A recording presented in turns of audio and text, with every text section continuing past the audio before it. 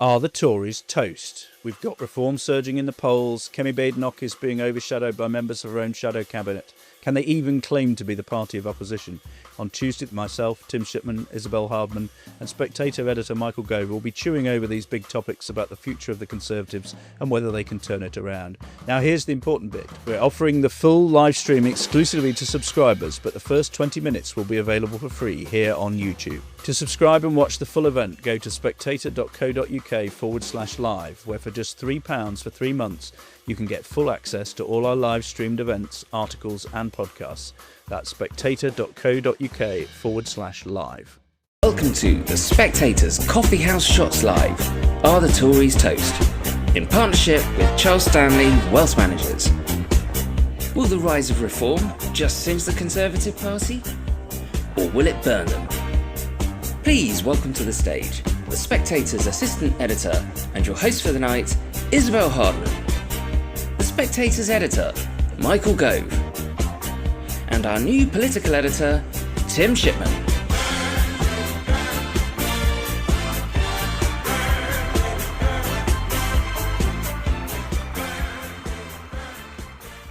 Well, welcome to Coffee House Shots Live, Are the Tories Toast? Thank you so much for coming to this event, sponsored by Charles Stanley Wealth Management. I'm Isabel Hardman, I'm the assistant editor at The Spectator. I'm joined by Michael Gove, who was unfortunately not dancing onto the stage, but welcome, Michael. Our new political editor, Tim Shipman. And you may have noticed that wonderful musical intro did not include Luke Trill from More in Common, and we're very lucky that he has agreed to join us this evening as well. Now, we're going to be starting to record shortly, and so I'm going to do the same introduction again, and I won't be at all awkward or sheepish when I do it. And as I do it, I'd like you to applaud when I tell you to as well, please. Thank you. So I think someone's going to talk into my ear in a minute and tell me when we're going to start recording, and then we can get going. Okay, brilliant. So, welcome to Coffee House Shots Live, Are the Tories Toast?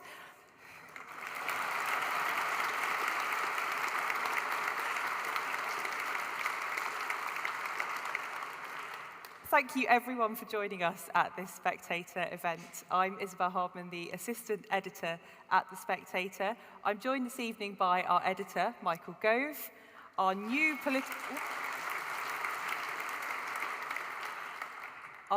political editor, Tim Shipman,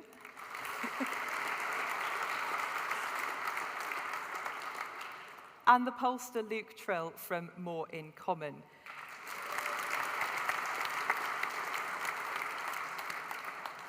Thank you so much to our sponsor, Charles Stanley Wealth Management. They have also provided the refreshments for this evening, so thank you very much to them for that as well. Before we get going, I also have a public service announcement for everyone watching on YouTube. The full conversation is a subscriber-only perk. So if you want to watch the full discussion, and why wouldn't you, then go to spectator.co.uk/live, where you can subscribe and continue watching. And if you don't subscribe, you will get kicked out after 20 minutes. And I believe Tim's face will appear telling you off. So you have been warned. So, the subject of our discussion this evening is, are the Tories toast? Now, we all like our toast in slightly different degrees of burntness, so I thought I'd go around the panel first and ask, how toasted are the Tories? And then I'm going to ask the audience at the start and at the end whether you think the Tories are toast or not toast. So, Michael. I don't think the Tories are toast. I won't say that the Tories are the best thing since sliced bread, but I do think that the willingness of so many to assume that the new kid on the block, the new force on the right reform has eclipsed the Conservatives, I think is making a number of fundamental mistakes about not just our history, but also the issues that will be really important at the next election. I don't mean to dismiss the anger or exasperation that people will feel about some of the things that went wrong in the 14 years that the Conservatives were in power. But I do think that there are deep factors which mean that at the next election, the choice fundamentally over Prime Minister will be between the Conservative leader and the Labour Prime Minister. Tim, lightly grilled or charcoal for you? I think there are three different questions here, so I'm going to try and have it all ways, and I hope at the end of this that you all write in and say what a good job I'm doing, because I'm about to spend an hour and a half disagreeing with my boss. So, can the Tories win the next general election? I think we're in the charred bread, the toast has gone wrong, the smoke's coming out, the alarms are going off terrain. Is Kemi Badenoch toast? Could she make it better? Could somebody else make it better? I think we're certainly towards 4 or 5 minutes of browning on that one. Are they existentially dead? I think, it's more a case of the bread's gone mouldy and it's beginning to curl at the edges. I'm only 50 and I've been working about politics for 25 years, and the number of times I've been told the Labour Party or the Tory Party is never going to win another general election is at least the number of fingers I've got here. And those kind of predictions are a lot more rash, but are they pretty damn toasted in the short term? I would argue that they are. Luke, pretty damn toasted? Pretty. I think that to carry on the sort of torturous bread toast metaphors... It's not tortured enough yet. I would be, at this stage, sort of scraping off the charred bits into the sink before putting my butter on. There's no doubt they're in a bad way, but I think Tim's tests are quite interesting, because the first test, can they win the next general election? Well, when was the last time a party which had just been booted out of office came back within one term? It's actually pretty rare. I think it's 1979 is probably the most recent time when the Tories came back after Heath lost. So I don't think we necessarily expect that. But what I think has happened is that this is in some ways actually the Labour Party's fault. Because what you would expect to happen ordinarily is you lose a general election and you get some time to go away and lick your wounds, to rediscover who you are, and the party in power is enjoying a bit of a honeymoon. Now, what we know happened is that Labour had a very short honeymoon. If you look at Starmer's approval ratings, they dropped very rapidly. And so, the Tories didn't get that opportunity, but nor were voters ready to forgive them yet, so they started to look elsewhere, and you get the rise of Reform UK. So actually what you haven't had is that normal period of rejuvenation. Where I think the jury is still out is whether now that moment has been missed, whether actually Reform UK have emerged. Because I think the most dangerous thing for the Conservatives is not that some Conservatives prefer Reform UK, it's if people who really don't want another Labour government see Reform UK as the way of stopping that, in which case the Tories, I think, do become toast, or does it emerge once again as a two-party fight, as Michael was saying, and that is the path back? So the question is one of relevance more than anything else.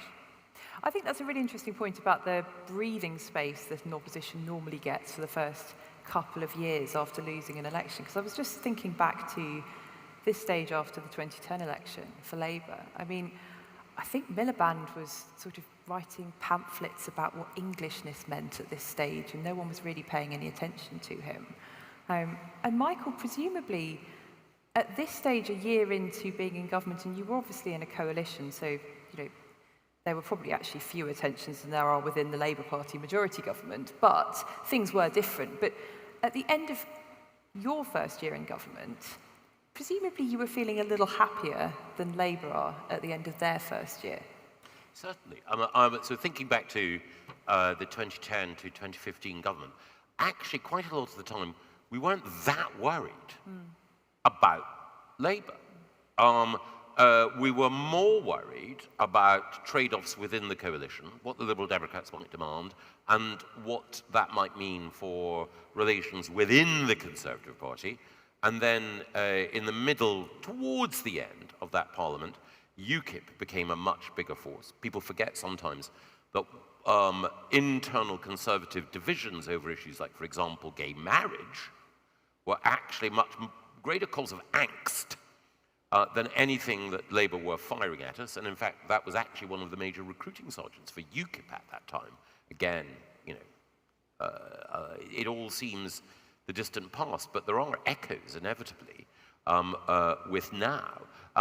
There were moments when Miliband's Labour were ahead in the polls. But I remember, just to take it one step back, I remember in the immediate months after the coalition had been formed, when Labour's leadership election was going on, I remember being, for reasons I shan't go into now, in a lay-by in Northampton. When the result of the Labour leadership election was in. And it was the only time, genuinely the only time, that I've dropped to my knees in a lay-by in Northampton. And the reason out elsewhere, though, the reason I did so is that when they announced that Ed Miliband had beaten David Miliband to be Labour leader, I thought, that's it. I thought, you know, the prospects for the next 4 years might have been tough in many circumstances, but Labour at that point had chosen not to be serious over the course of the next 4 years. Well, that bodes well for the Tories, given that Labour then went on to have Jeremy Corbyn as the leader. Tim, just sticking with the theme of Labour's first year in power before we really pick over the misery of the Tory party, how has it been? Oh, I think it's been pretty bad, and most of them would acknowledge that it hasn't gone anything like what they wanted it to. A series of errors before they got in. Keir Starmer knew he didn't know how to run a government, so he appointed Sue Gray, if you remember her, to prepare him for government. Anyone who's worked with Sue Gray knows that she spends a lot of time blocking things and covering them up rather than driving things through. So she was quite the wrong person to prepare for a business of government. The reason the Tory government was quite effective in 2010 was because they had a lot of stuff ready to go. And, you know, I'll try and curry some favour with the boss by saying that, you know, his education reforms were one of them. The bill was there immediately, it was straight in, there were a few teething troubles in the department, but beyond that, the legislation was in place and it was passed really quickly, and the effects of that are still being seen today. The only ministers who've managed to achieve anything in that sort of way are Angela Rayner, who pushed through some planning stuff before Christmas, and whisper it quietly, our old friend Ed Miliband, who, while he is viewed even in Downing Street as one of the sort of slightly problematic parts of the cabinet, he has been there before, and he does understand how the levers of power work and how you get the civil service to do what you want it to do. So they achieved some things, and frankly, Labour has been chaotic. They lost the first 3 months.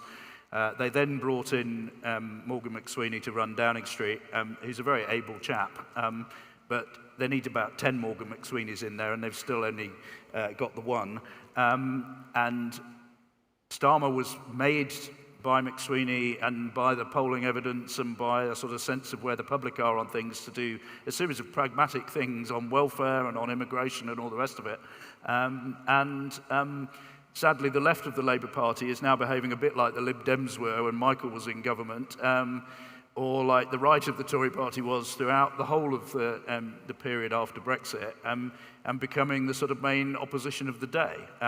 Clearly, Parliament, there's nothing reform can do about it. But my big picture argument would be that the context is not the same as it was in 2010. The context is we are even further down the track from 2008, since when people's living standards really haven't appreciably got higher, and particularly not those at the bottom end, who haven't benefited from quantitative easing and you know, hot and cold running nannies on tap from different parts of the world.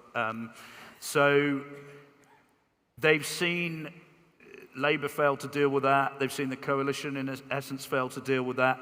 Brexit was a way of putting two fingers up to the political establishment and saying, you need to listen to us. We're not getting what we want. The outcome of that whatever you think of the rights and wrongs of the decision itself, was not executed in a way that has been as beneficial as it might have been. Giving Boris Johnson a landslide was an attempt to deal with that, and maybe had COVID not come along, he and Dominic Cummings would have done something on levelling up, and if Michael had been given the department and some money, as opposed to the department and no money, you might have seen some progress.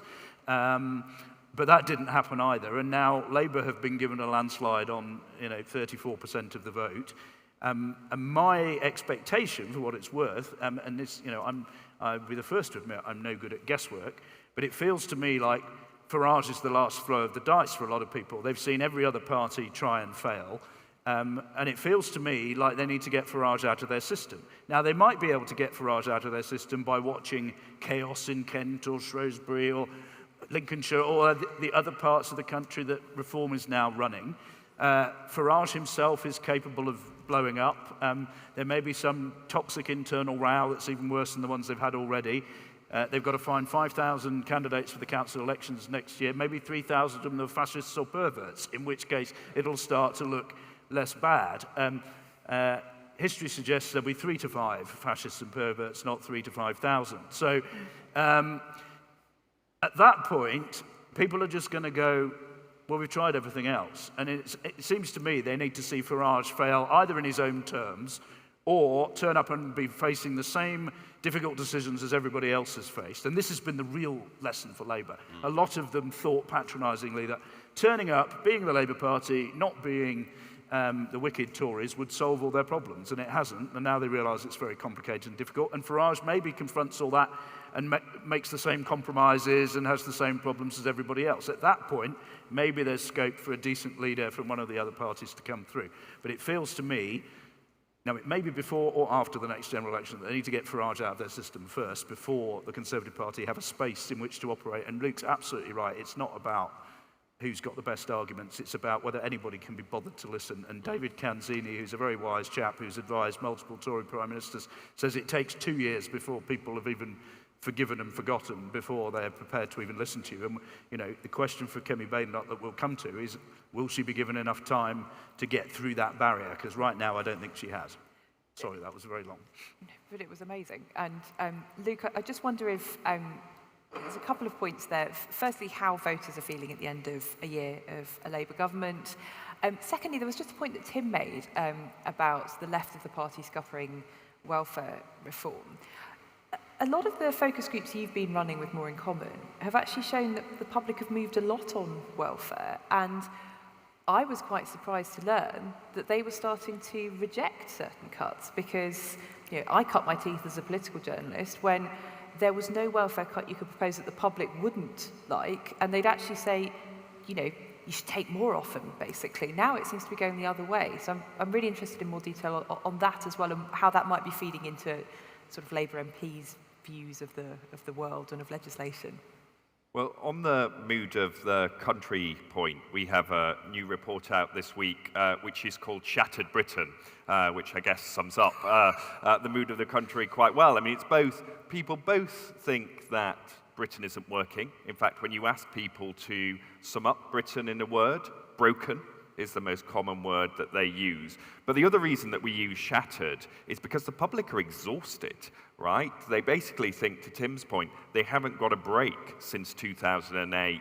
They keep, looking for the change to come. We polled before the last general election on Rishi Sunak's slogan, stick with the plan, Keir Starmer's time for change, and it was, I think, 74% time for change, 26% stick with the plan. We polled the same two slogans last week, so thinking about the country, is it time for change or should we stick with the plan? It's now 77% time for change, just 23% stick with the plan. So the public are, fairly or not, they don't yet think Labour has given them what they wanted, and that is driving some of this sense that, well, maybe the mainstream can't deliver. Tories had 14 years, Labour's had a disappointing start. But where I'm going to perhaps slightly disagree with Tim is when it comes to some of the left of the Labour Party, because actually I think what Labour have struggled with is that people don't really know what they're about or what they're for now. And when you ask people what the Tories at their best are like, top of the poll comes creating a stable economy. That's why the mini-budget was such a disaster. When you ask people about Labour, what comes top of the poll, like Labour at their best, it tackles poverty, supports the working class, and improves public services, all very close to each other. People elect Tory and Labour governments for very different things. And I think the Rose Garden speech, where Keir Starmer basically implied it was going to be more of the tough choices that people have heard about since the financial crash, got people thinking, well, this isn't why we got these guys in. Actually, we got them in to do something different after the Tories. And I think winter fuel was obviously one example where the public went, that's not what we want. And the welfare cuts, I think, really jarred because they jarred against that sense of purpose. We know that if you ask the public in the abstract, are too many people on benefits? They say yes. Should we do more to get benefit claimants into work? They say yes. But when you ask about PIP in a focus group, you get lots of people saying, oh, I know someone that really needs that benefit and they need it, to look after their child or so that they can go to work. It was much more personal for lots of people, and it landed. In politics, you always want to be congruent, right, with what people think you're about. For the Tories, it's economic competence. For Labour, it is, are we on the side of the working class and the more vulnerable? And they got on the wrong side of that. And I actually think, and I think this might be the most controversial thing that I say, is that, slightly agreeing with Tim, that the minister who has got off to the best start is Ed Miliband, because he knows how to run a department, he knows how to do stuff, but also he's doing stuff which is congruent with what the Labour coalition wants. So if you look at Labour and Lib Dem voters at the last election, their top 3 issues, number 1, cost of living, like everyone, number 2, the NHS, then it was climate change, right? And I think this Labour government, if it's not congruent, risks falling between 2 stools. And I think if you tune in to the magazine later this week, I'm writing about what they really are going to try and lean into. They had a away day at the end of last week. We've seen stuff from the Chancellor this week. And it's, if those of you that watch The West Wing will remember an episode called Let Bartlett Be Bartlett, and we get this analogy with every Prime Minister, but we're very much entering the Let Keir Be Keir phase, which does essentially mean embracing what Luke's talking about, which is, ultimately the guy wants to spend money and improve things. And, when he introduced the away day at Chequers, he said, this house was gifted to those prime ministers of us who don't have, a country house. And that's the sort of, we're here for the aspirational poor, and that's where they're going to be, So when you want to know who's going to get taxed heavily in the autumn to fill the big hole, they're going to start making an argument about these are the people we're protecting. And one of the ministers used a phrase at the weekend about people on modest incomes. I think you'll find those incomes are rather more modest than anybody in this room would like. Charles Stanley Wealth Management is available to Spectator subscribers after this event. I think they would also need to buy more drinks for That's the end of the free trial for non-subscribers, and thanks for watching so far. To continue watching the rest of this live stream, you'll need to be a Spectator subscriber. But fear not, you can subscribe right away for just £3 and watch the rest of it in real time by clicking the link below. Your subscription will include 3 months of unlimited access to the Spectator website and app, as well as our daily and weekly newsletters, podcasts and video content, and exclusive subscriber events. Oh, and you can of course opt to receive the magazine too if you like. That's all for just £3.